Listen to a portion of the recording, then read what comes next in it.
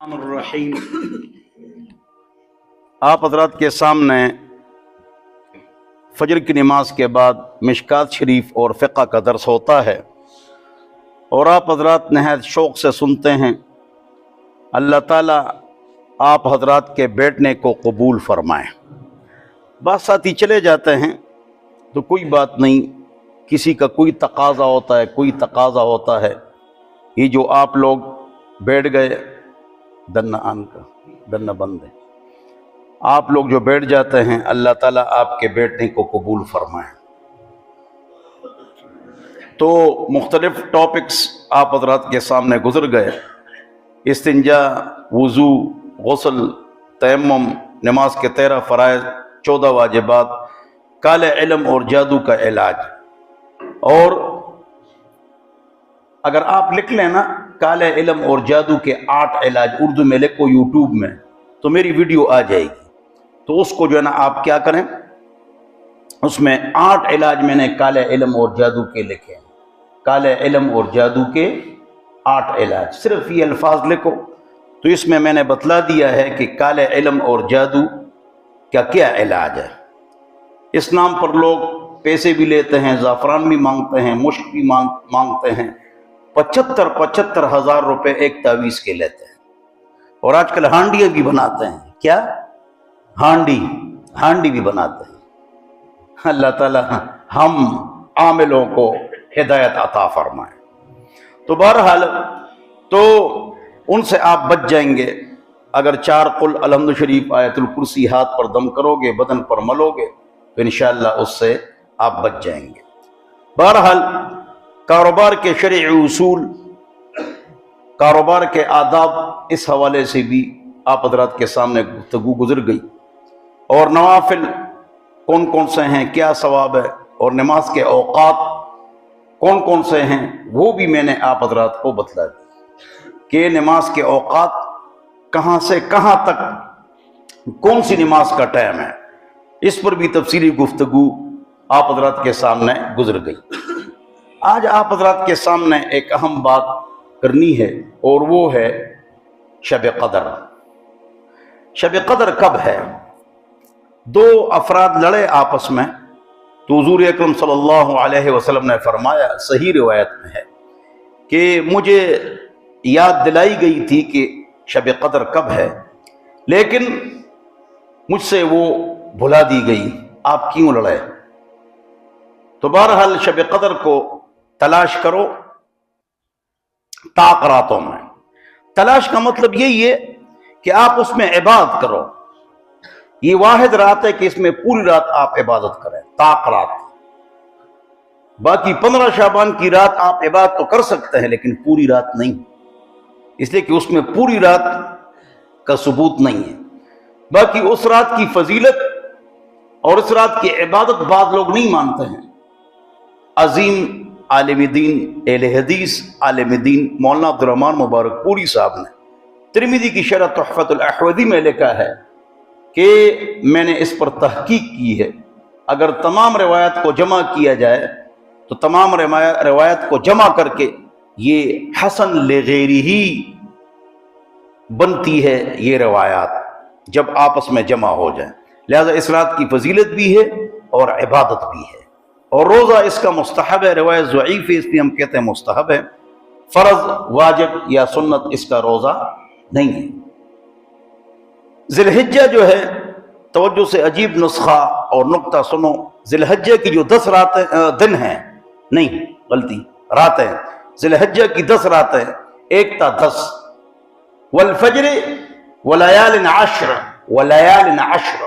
آپ حیران ہوں گے اس نقطے پر کہ یہ جو ذی الحجہ کی 10 راتیں ہیں یہ رمضان کی 10 راتوں سے بھی اونچی ہیں۔ اور ہماری مصیبت یہ ہے کہ ذی الحجہ کی جو 10 راتیں ہیں اس میں ہم عبادت نہیں کرتا ہے۔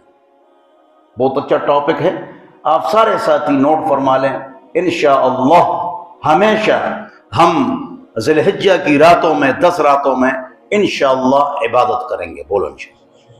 نہ کرو صرف 4 رکعت نفل پڑھو، لیکن پڑھو سو جاؤ، لیکن 4 رکعت نفل ضرور پڑھو رات کو، میں پڑھتا ہوں۔ اور 9 ذی الحجہ کا جو روزہ ہے نا وہ بھی رکھ لیا کرو۔ جو 9 ذی الحجہ کا روزہ رکھے گا آئندہ سال تک نہیں مرے گا۔ مسلم شریف کی روایت ہے کہ جو یہ روزہ رکھے گا گزشتہ 1 سال اور آئندہ 1 سال کے گناہ معاف، تو آئندہ وہ 1 سال زندہ رہے گا اور گناہ کرے گا تو تب معاف ہوگا۔ لہذا یہ 9 ذی الحجہ کا روزہ مجھے یاد نہیں ہے کہ میں نے اس کو قضا کیا ہو، یہ پڑھا کرو، اس سے عمر میں برکت ہوتی ہے۔ بولو رکھیں گے انشاءاللہ یہ روزہ۔ تو 9 ذی الحجہ سعودیہ کا یا یہاں کا؟ جواب یہاں کا۔ وہاں 8 ہوتا ہے ہمارا 9، وہاں 10 ہوتا ہے ہمارا 9، تو آپ اس کو نہ دے کہ بس آپ رکھے روزہ، ٹھیک ہے نا جی؟ اس کی بڑی ولیال عشر، اس کی بڑی فضیلت ہے۔ تو میں آپ حضرات کے سامنے عرض کر رہا تھا کہ 10 راتیں ذی الحجہ کے افضل ہے رمضان کی راتوں سے، اور رمضان کے دن افضل ہے ذی الحجہ سے دن، اس لیے کہ اس میں روزہ ہوتا ہے۔ تو اس کو بھی آپ حضرات نوٹ فرما لیں۔ تو شب قدر کیا ہے؟ بارش ہوگی یا معمولی بارش ہوگی یا سورج دھندلا ہوگا یا آپ خواب دیکھیں گے، ہاں مثلا، یا سارے درخت اور ہر چیز سجدے میں ہوگی، لوگ یہ سمجھتے ہیں نا۔ تو اس کا تعلق کشف اور کرامت کے ساتھ ہے۔ ہاں اس میں یہ قصہ ہمارے پٹھانوں میں بھی مشہور ہے، پنجاب میں بھی یہی ہے اور پٹھانوں میں مشہور ہے کہ ایک عورت تھی، وہ رات کو جاگ گئی تو شب قدر کی رات تھی، تو ہر چیز سجدے میں تھی۔ جب سجدے میں تھی تو درخت بھی سجدے میں، تو اس نے اس کے ساتھ کٹا باندھ لیے، کٹے اور پورے اتڑا، انہیں پورے کٹے اتڑا جی صاحب کا نا۔ پٹھانوں میں ہی مشہور ہے، پنجابیوں میں بھی یہی ہے۔ تو جب وہ صبح اٹھی تو کٹا اوپر تھا، اس لیے کہ وہ درخت جو ہے نا سجدے سے اٹھ چکا تھا۔ اللہ کے بندو، کوئی جو درخت سجدے میں ہوتا ہے اس کا مطلب یہ ہے۔ اچھا اس کو ذرا آپ اس مسئلے کو بھی ذرا سمجھو تاکہ آپ بہت بہترین بات بتانے والا ہوں۔ ادھر دیکھو، یہ جو ہر چیز اللہ کی تسبیح کرتی ہے، تو مثلا یہ تپائی اور درخت اور پتھر بھی کیسے ہر چیز تسبیح کرتی ہے۔ وَإِن مِّن شَيْءٍ إِلَّا يُسَبِّحُ بِحَمْدِهِ وَلَكِن لَّا تَفْقَهُونَ تَسْبِيحَهُ، اس کی تسبیح کو آپ سمجھتے آپ نہیں، تسبیح میں ہے کیسے کو چھوڑو نا، اللہ نے فرما دیا لا تفقہون، بس تم نہیں سمجھتے ہو، تو don't speak silent learn your lesson, بس بات ختم ہو۔ لیکن تسبیح کرتی ہے۔ تو اس کا سجدہ ایک توجہ، ہم جب سجدے کی بات سنتے ہیں تو ہم یہ سمجھتے ہیں کہ جس طرح انسان سجدہ کرتا ہے اس طرح درخت بھی سجدہ کرتا ہے۔ بخاری شریف کی روایت ہے، سورج روزانہ اللہ کے سامنے سجدہ ریز ہوتا ہے اور اللہ کو کہتا ہے کہ میں دوبارہ طلوع ہو جاؤں یا نہیں۔ اب یہ بخاری شریف کی روایت ہے۔ تو اگر دیکھیں ہم تو سورج تو بس گول مگول چل رہا ہے نا، تو یہ سجدہ کب کرتا ہے؟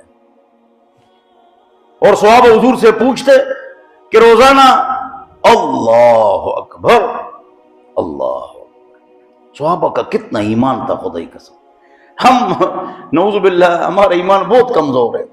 مثلا ہم یہ حدیث سنیں نا، بخاری شریف ہے نا، یہ حدیث سنیں تو بھئی سورج سجدہ کرتا ہے، تو ایک آ جائے گا میرے پاس، مفتی صاحب کیسے سجدہ کرتا ہے؟ یہ تو گول مگول ہوتا ہے، تو سجدہ کب کرتا ہے؟ روزانہ سجدہ کرتا ہے، طلوع ہو جاؤں یا نہ ہو جاؤں؟ تو 3 4 5 6 آدمی مجھ سے پوچھ لیں گے، لیکن کیا شان ہے صحابہ کا۔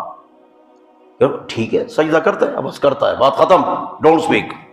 صحابہ حضور کے منہ سے بات نکل گئی صلی اللہ علیہ وسلم، صحابہ نے کہا آمنا وصدقنا، اور ہم کیا کرتے ہیں؟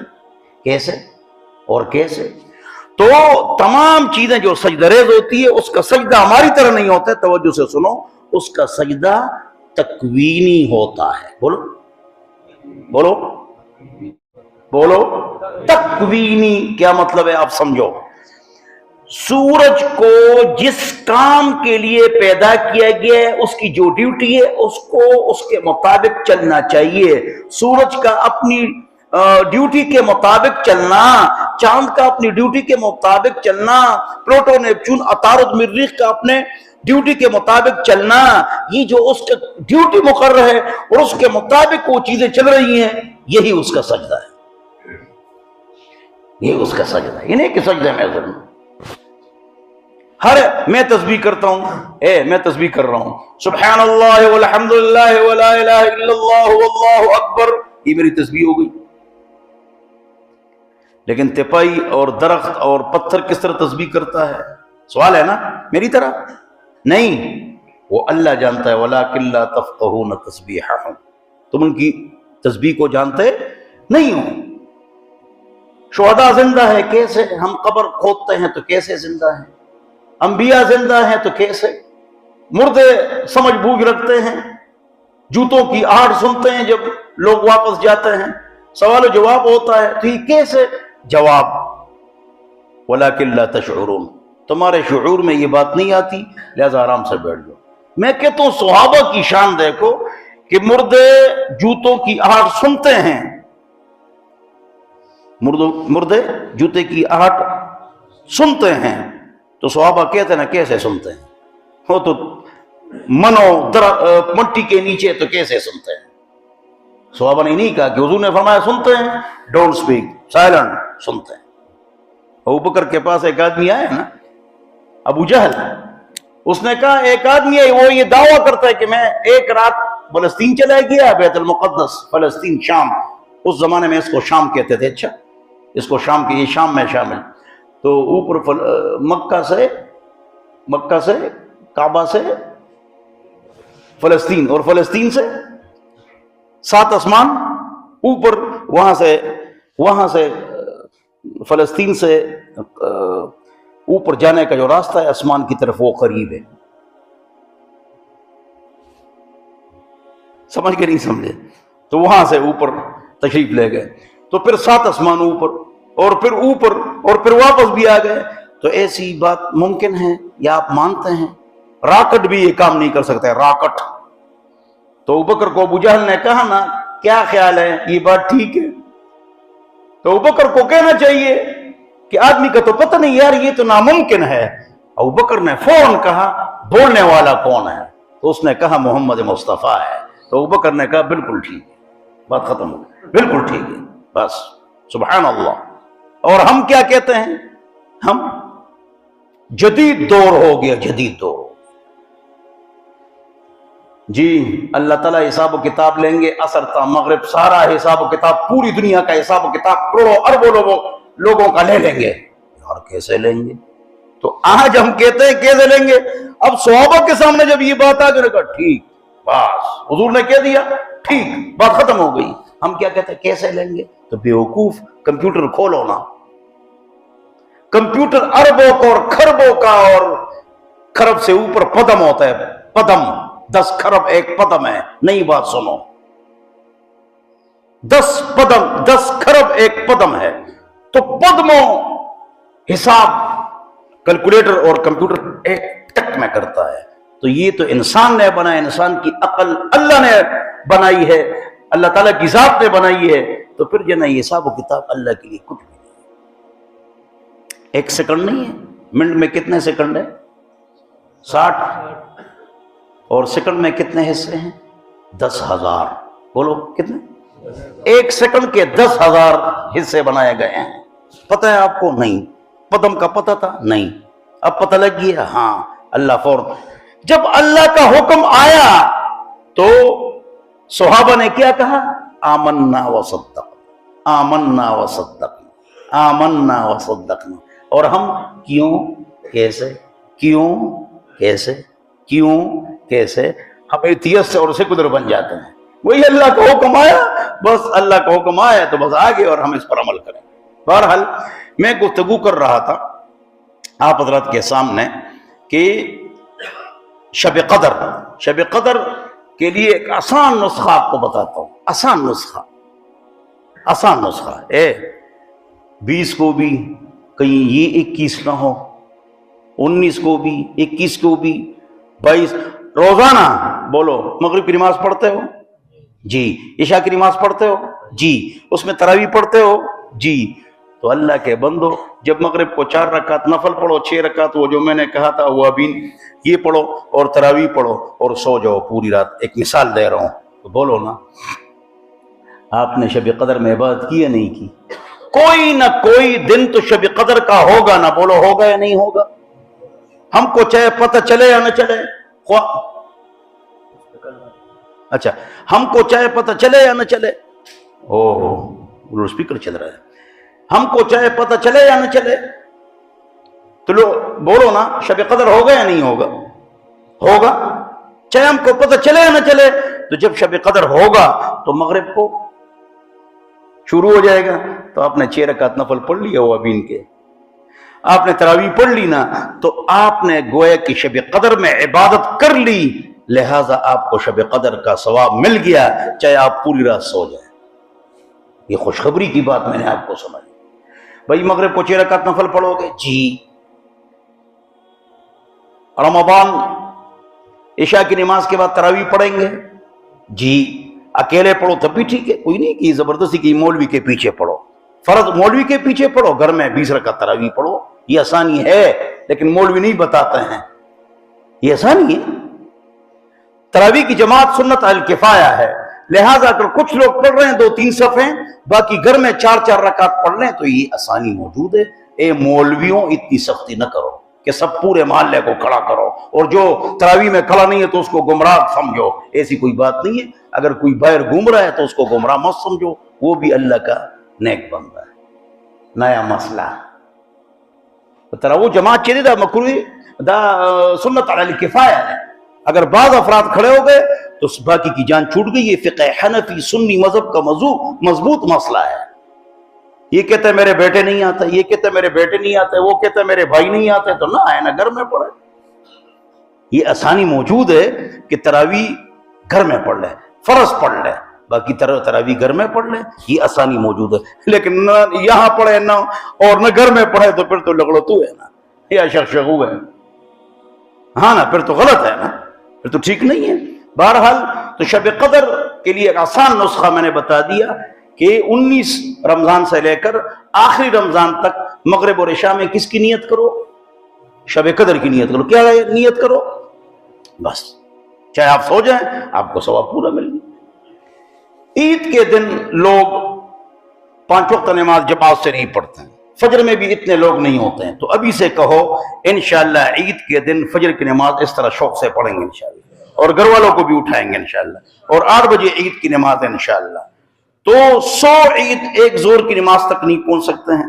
تو ہم تو عید کی نماز میں بڑا مجمع ہوتا ہے اور زور کی نماز میں پھر وہی 2-3 صفحے.